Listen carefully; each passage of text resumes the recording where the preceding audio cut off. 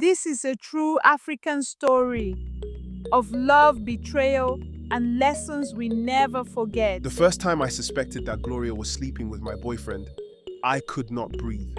My heart raced and my hands shook as I held my phone, reading the messages I was never meant to see. He had mistakenly left his WhatsApp open on my laptop.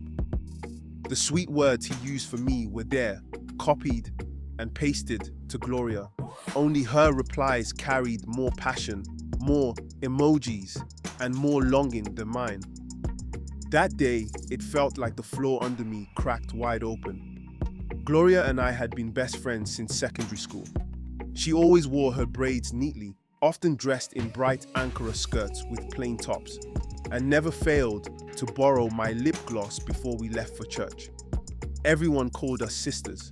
My mother even trusted her to stay with us during long holidays. I shared everything with her, my secrets, my clothes, my dreams. I never thought she would be the one to plant a knife in my back. When I first introduced Gloria to Daniel, my boyfriend, it was at a birthday party. Daniel wore a simple white shirt with jeans, and Gloria came in a yellow Ankara gown that hugged her body tightly. I remember how Daniel's eyes lingered on her, just for a moment. I told myself it was normal, because Gloria was beautiful and loud, the kind of girl who filled every room with energy. But that night, as we returned home in a keke, she teased me about how lucky I was to have a fine boy like Daniel. My chest felt warm, but I brushed it aside. The signs came slowly. At first, she asked me little things like, "Is Daniel at home? Should I come with you when you visit him?" Sometimes she would laugh too loudly at his jokes or sit too close to him when we went out as a group. Once, I caught her touching his shoulder lightly, the way girls do when they are flirting. My mind screamed at me, but my mouth stayed silent.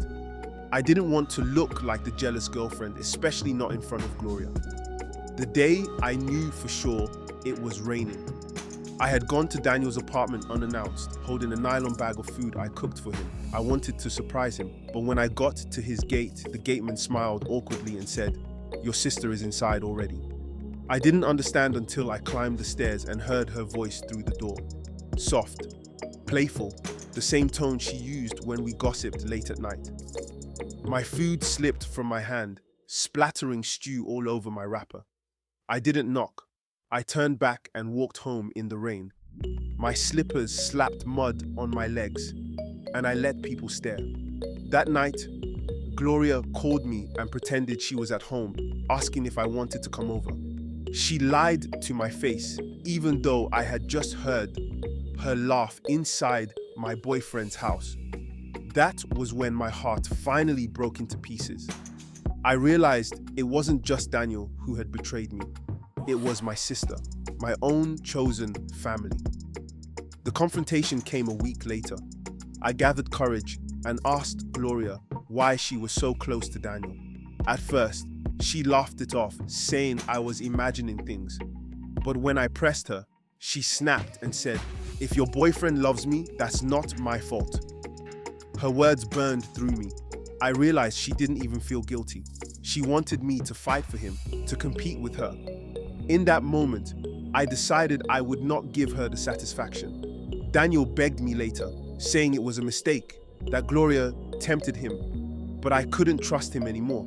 If a man could fall for my best friend while I was right there, what chance did I stand?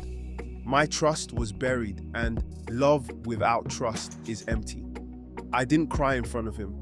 I just left his apartment, wearing my favorite red Ankara gown, and promised myself never to look back.